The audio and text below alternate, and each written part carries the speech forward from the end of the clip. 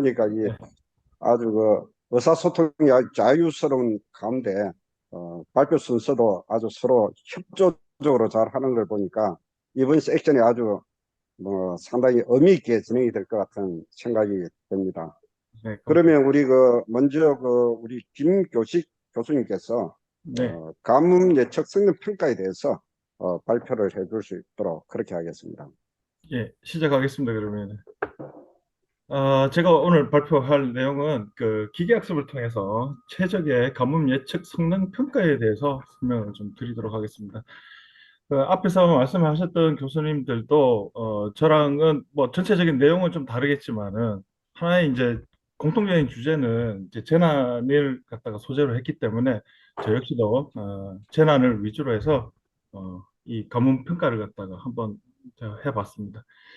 우선 그 기계학습을 통해서 그 최적의 어떤 가문 성능 평가를 갖다 시작을 하게 되는데요.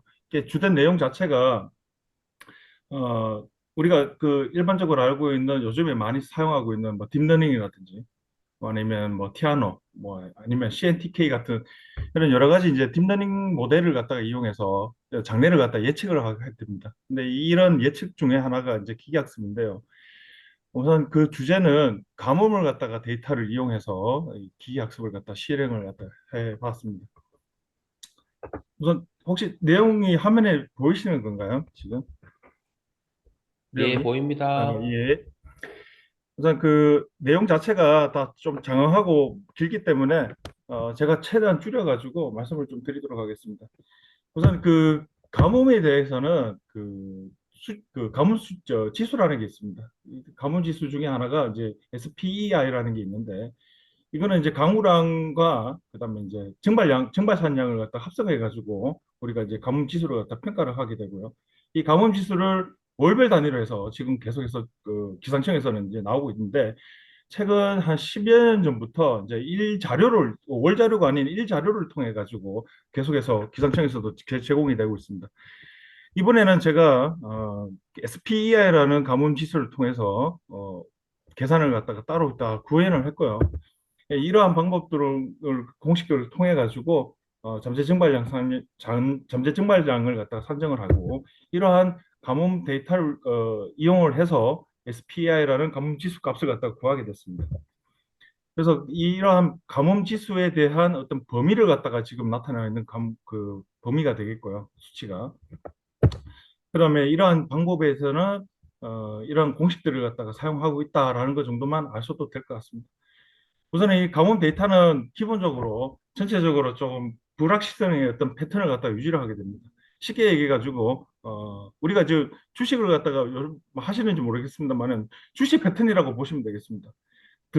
들쑥날쑥 하는 것들이 대부분을 갖다 데이터에 가지고 있는 특성이기 때문에 이러한 특성들을 갖다가 제일 먼저 좀 잡아줘야 되는 목적이 하나가 있습니다.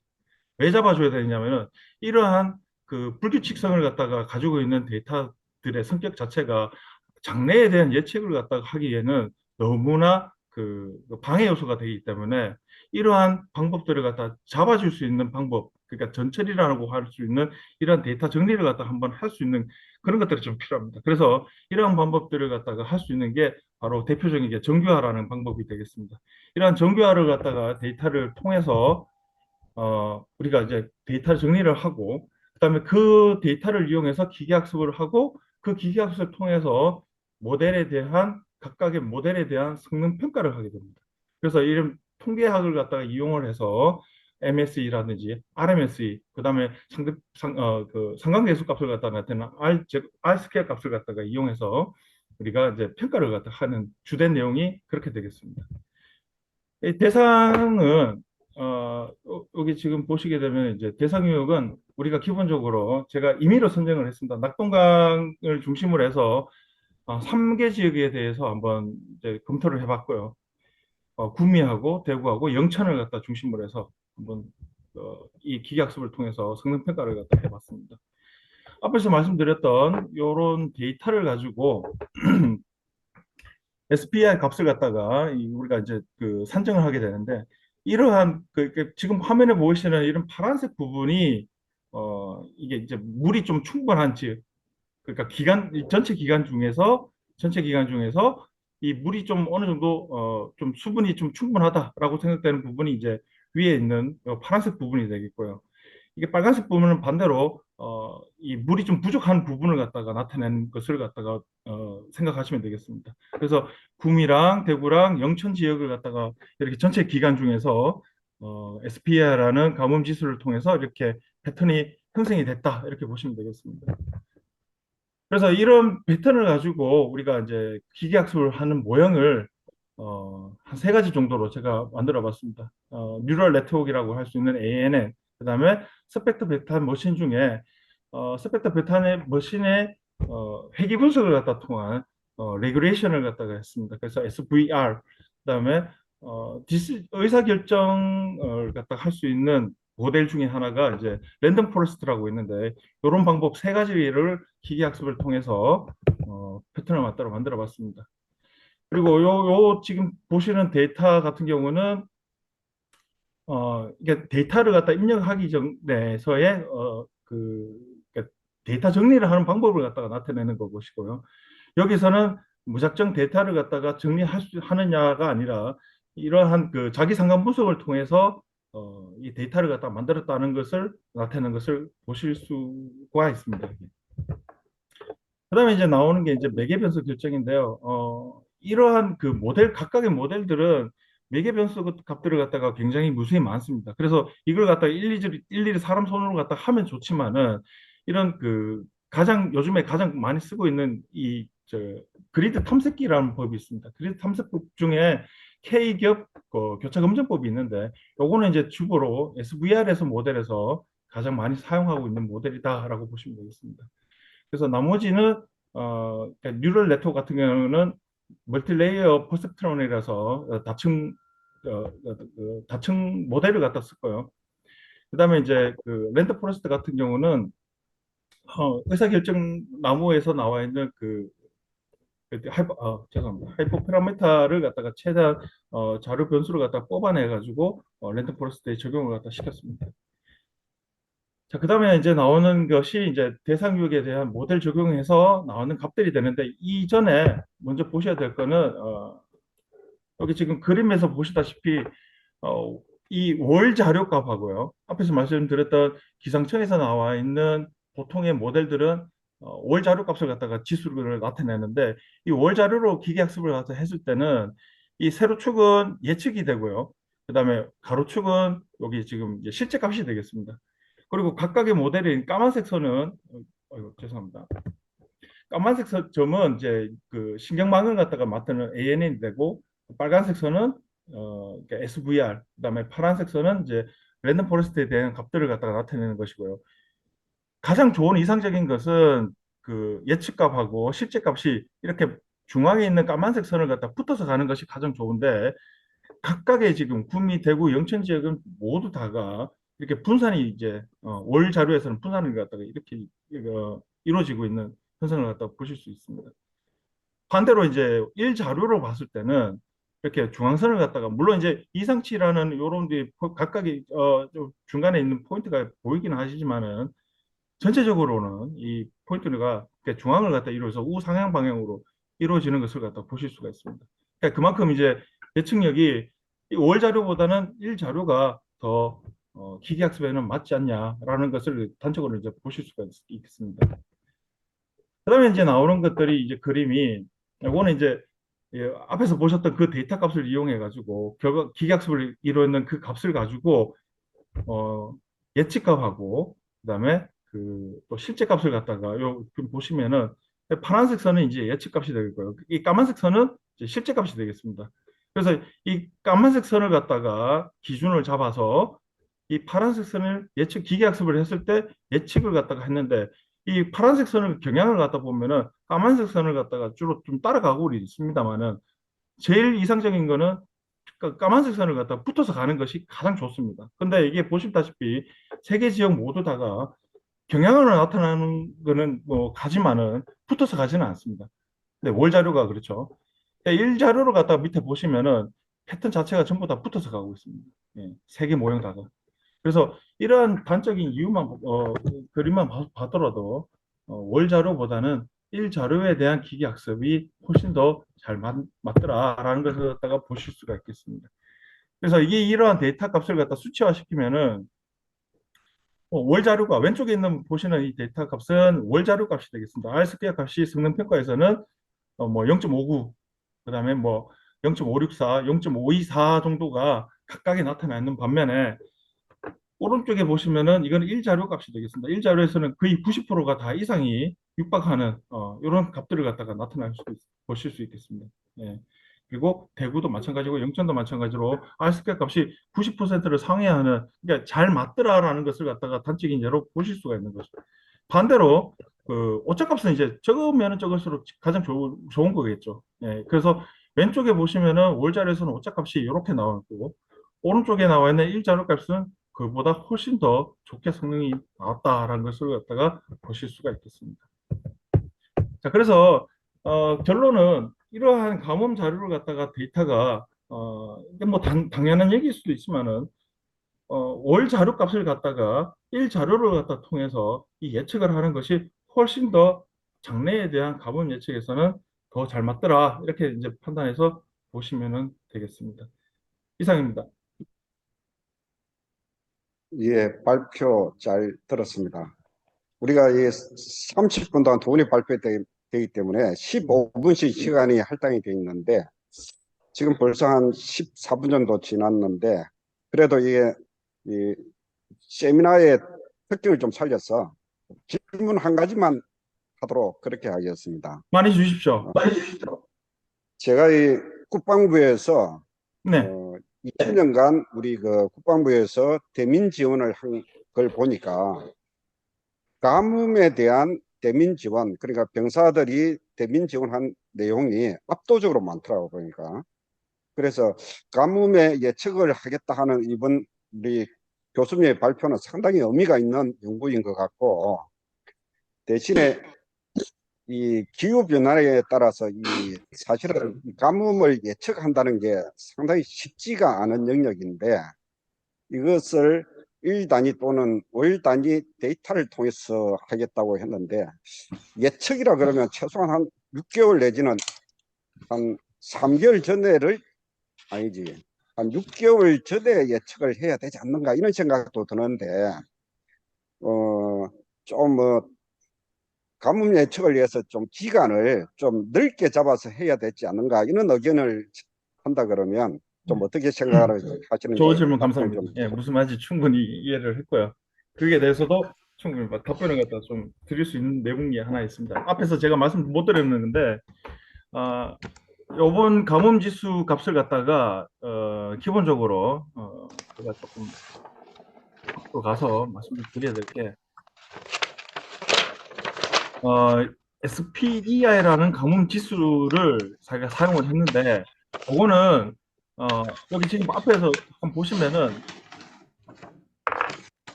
여기에 지금 보시게 되면은 요 6이라는 단어를 갖다가 써놨습니다. 제가 앞에서 말씀을 갖다가 못 드렸는데 이 6이라는 숫자는 6개월 갖다 기간을 갖다 뒀다는 의미를 갖다 두고 있습니다. 그러니까 SPI EI라는 가문 지수 중에 6개월을 갖다가 그 자료를 가지고 우리가 예측을 했다라고 보시면 되고요.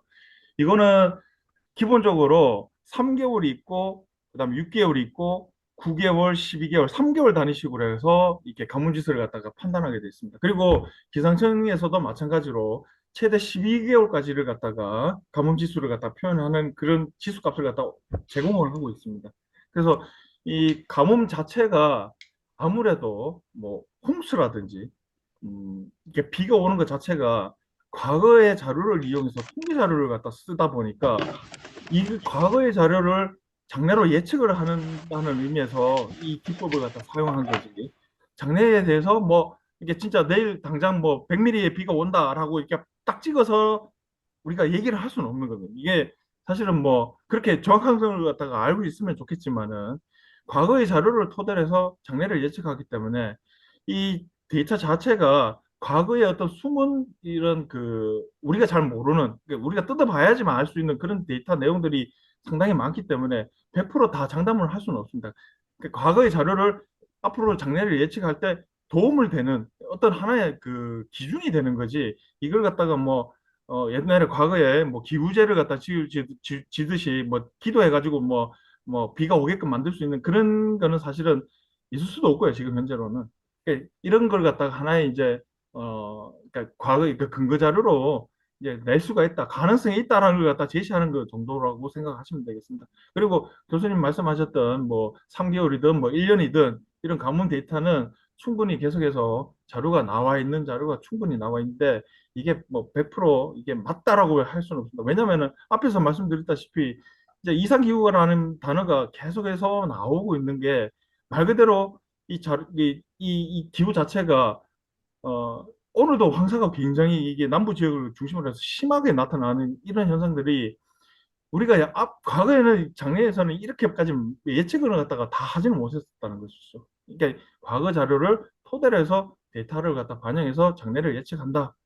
예, 이렇게 좀 정도만 생각을 좀 하시면 좋으실 것 같아요. 예. 네, 좋은 발표 감사드립니다. 그러면 다음으로 이어서 우리 그 박기분 교수님에 의해서 풍수의 원인에 의한 재난사고 대응에 대한 연구 발표를 해주시도록 하겠습니다. 안녕하십니까. 경일대학교 건축土木과의 박기분 교수입니다. 오늘 제가 말씀드릴 주제는 풍수의 원인에 의한 재난사고 대응에 관한 연구입니다. 먼저 최근에 어떤 태풍이나 집중호우로 인해서 많은 피해들이 발생하고 있는데요. 최근 사례들을 보면 2020년도에 우리나라 기상관측 이래 최장기간 한 53일 정도 되는 최장기간의 장마가 발생한 바가 있고요. 그로 인해서 전국에 많은 산사태, 그 다음에 침수 피해 이런 것들이 발생을 했습니다. 그 중에서 2020년 7월 집중호우에서 부산의 초량 지하차도 침수로 인해서 6명이 사망하는 그런 사고가 있었고요. 그 다음에 3명이 사망하는 사고가 있었고 2020년 서울 강남 집중호우로 인해서 사망이 14명, 실종 6명, 그 다음에 2020년 태풍 흰남노에 의해서 포항 지역에 8명이 사망하는 그런 지역의 피해가 있었습니다.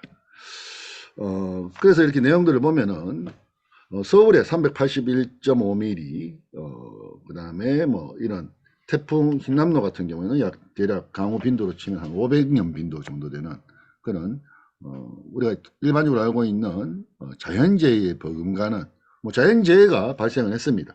그런 자연재해가 발생을 한 그런 강우가 비가 내렸음에도 불구하고 사망사건이 발생함으로 인해서 여러 가지 문제들이 좀 생기게 되었습니다.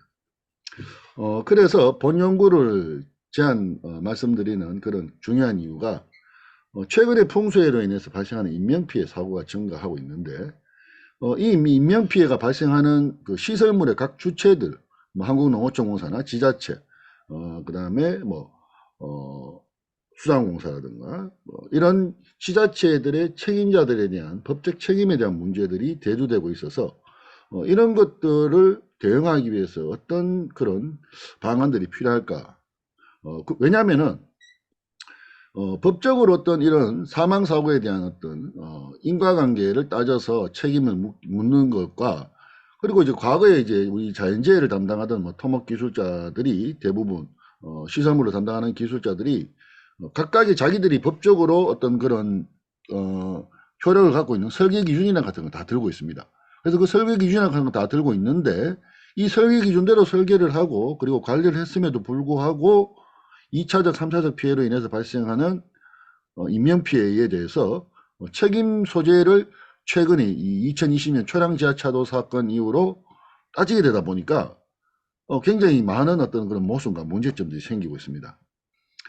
2020년 부산 초량 지하차도 3사 사건으로 부산 동구청 공무원 11명이 유죄를 받았습니다. 그리고 부구청장 등 담당자들이 집행유예 등을 받는 그런 실형들을 받았고요. 2020년 태풍 흰남노 포항 지하주차장 사건으로 인해서 마찬가지로 지금 현재 11명이 불구속 수사 중에 있습니다.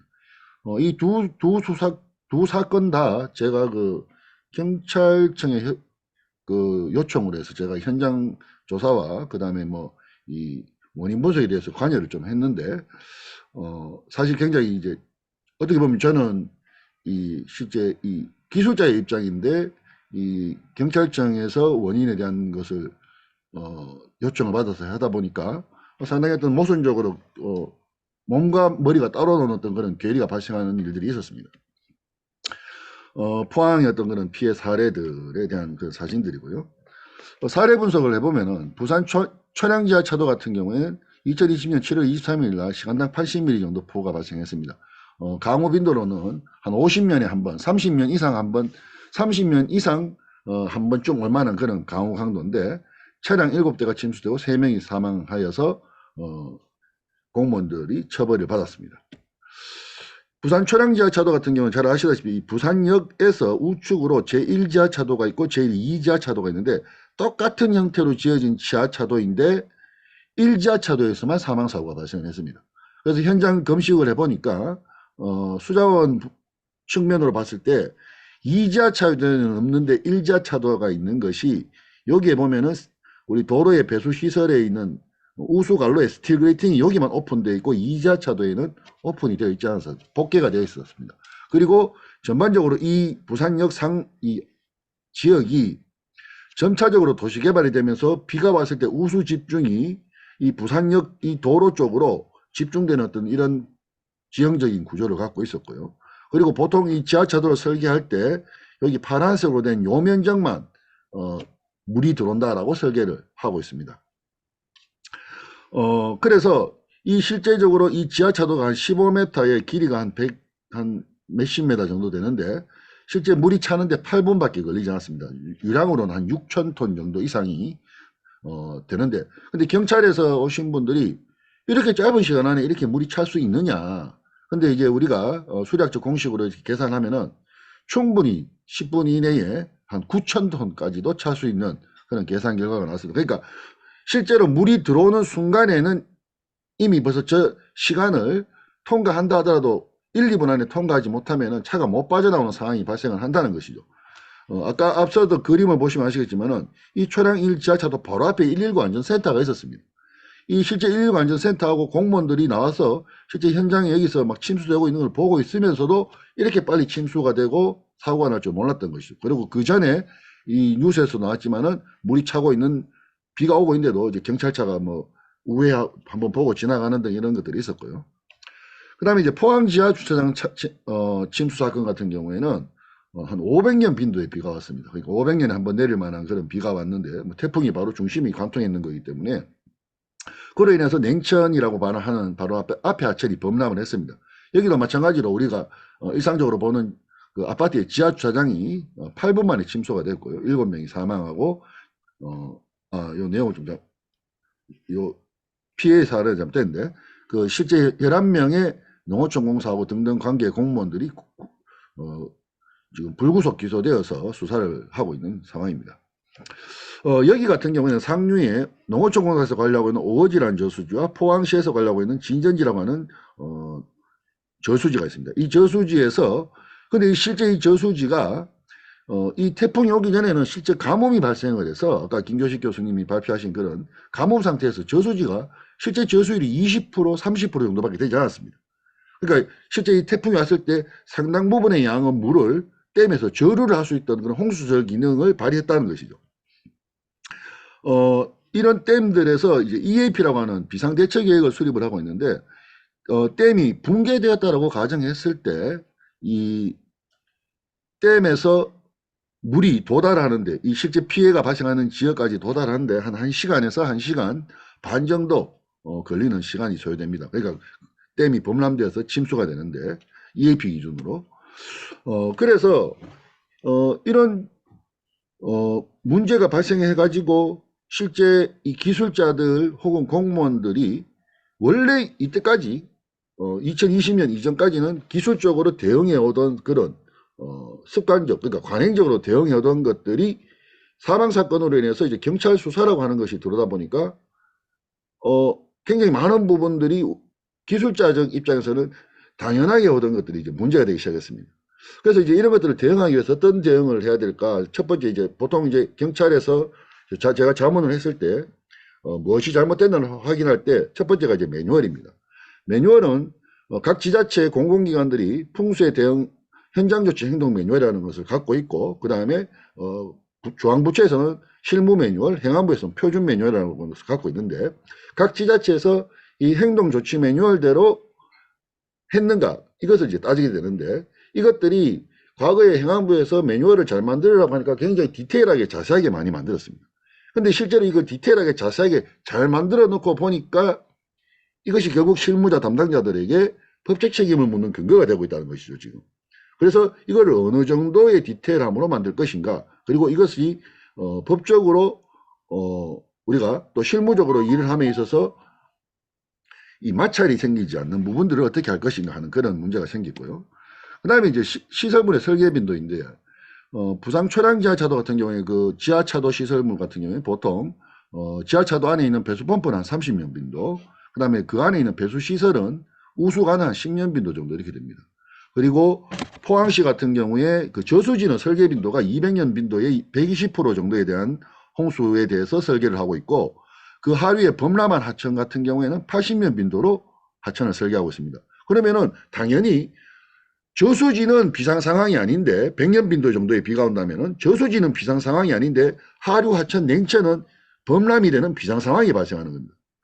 그러니까 농어촌공사는 비상 상황이 아닌데 포항시는 비상 상황이 되는 이런 모순된 상황들이 발생하기 때문에 실제 이거 가지고도 지금 그 요번에 포항 같은 경우에 그 관련자의 어떤 책임 소재 유무를 따지는 굉장히 어떤 중요한 이슈가 되기도 했었습니다.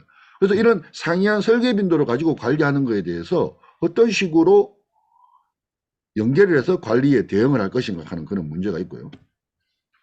그 다음에 지역재난대책본부의 매뉴얼 기반적으로 운영을 해야 되는데, 실제 이 책임자 이 문책을 하기 위해서 이제 어떤 그런 잘못된 것이 있나 없나를 찾을 때 이 매뉴얼 기반으로 해서 찾았는데, 이 매뉴얼에 따라서 적절하게 좀 운영이 되지 않았던 부분도 있었습니다. 그래서 그런 부분에 대해서 결국 법적 책임을 받게 되었는데, 이 매뉴얼이 이 업무를 담당하는 전문가들에게는 이해도가 높을 수 있지만은 이 업무를 담당하지 않는 행정이나 다른 어떤 전공의 어떤 계열들의 담당자가 상황에 들어갔을 때는 대응하기가 굉장히 어렵게 되었습니다. 그래서 이 비전문가가 상황에 대응할 수 있도록 매뉴얼도 다시 한번 더 개정해야 될 필요가 있다고 생각을 하고요. 그 다음에 아까 말씀드렸듯이 포항 같은 경우에는 저수지는 200년 빈도 이상의 설계 기준을 갖고 있고 하류 하천은 80년 빈도의 설계 기준을 갖고 있는데, 그러면은 이 각각의 설계 빈도가 상이한 것에 대해서 위험 상황을 어떻게 알려줄 수 있느냐에 대한 것들, 이런 것들이 제시가 되어 줘야 되겠다는 것이죠. 그러니까 실제 농어촌공사는 100년 빈도 같으면은 100년 빈도에 비가 왔을 때 이 저수지 운영 기준으로 봤을 때는 비상 상황이 아니기 때문에 그냥 관심 정도의 단계로서 운영을 하게 됩니다.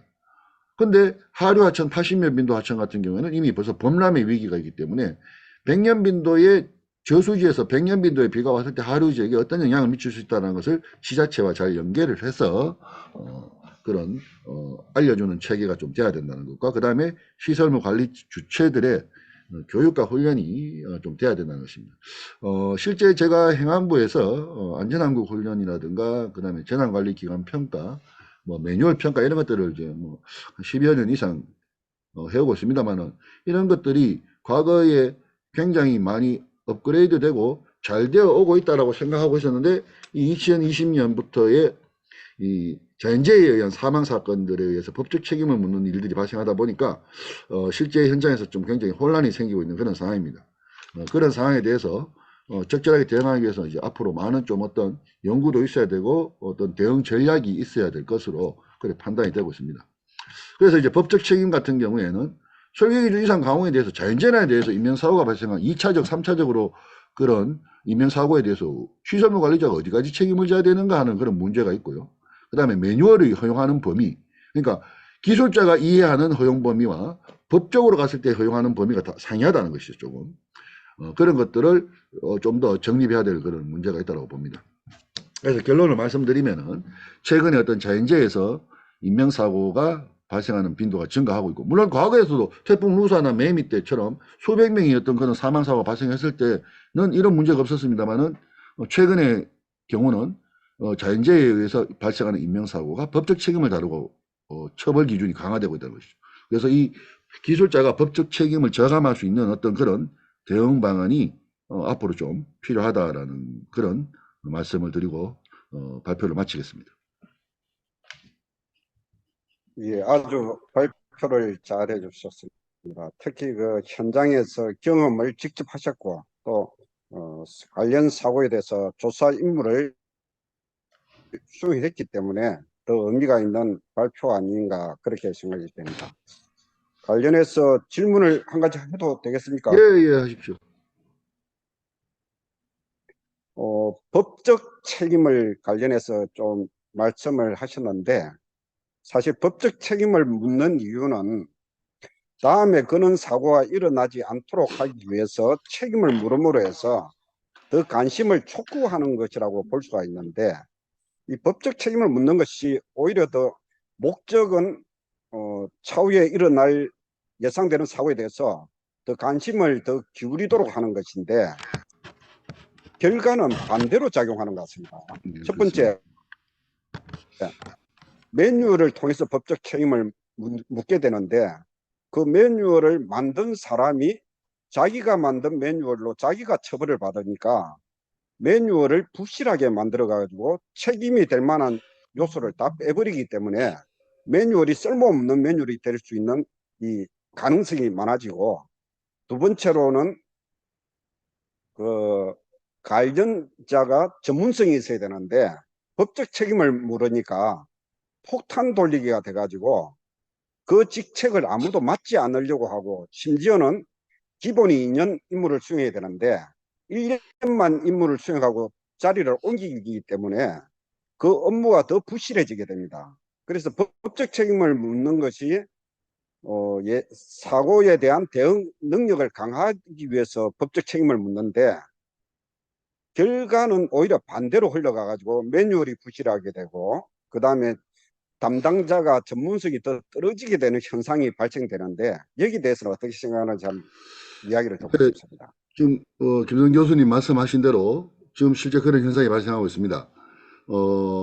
실제 이 재난 상황에 있어서 대응이라고 하는 것이 이 현장 관리자가 이 대응을 통해서 사후에 책임 소재를 따지지 않는다라는 확신이 있어야지 재난 상황에서 적극적인 대응이 발생하게 되는데 지금 이런 일련의 사건들로 인해서 방금 교수님이 말씀하신 대로 가만히 있으면은 중간을 하는데 괜히 뭘 해서 처벌을 받게 되는 사례들이 발생하다 보니까 재난관리부서를 회피하는 상황들, 그 다음에 이 재난관리부서에서 부실하게 되는 상황들이 발생을 하고 있습니다. 그리고 아마 제 생각으로는 초량지하차도나 포항 이 처벌자들 같은 경우는 대법원까지 가면 아마 무죄가 될 확률이 저는 개인적으로 높다고 생각합니다. 왜냐하면은 기술적으로 봤을 때 각각의 시설물 관리 주체들이 거기에 대해서 위법하게 했던 사실, 그 다음에 기준을 지키지 않은 사실들이 사실은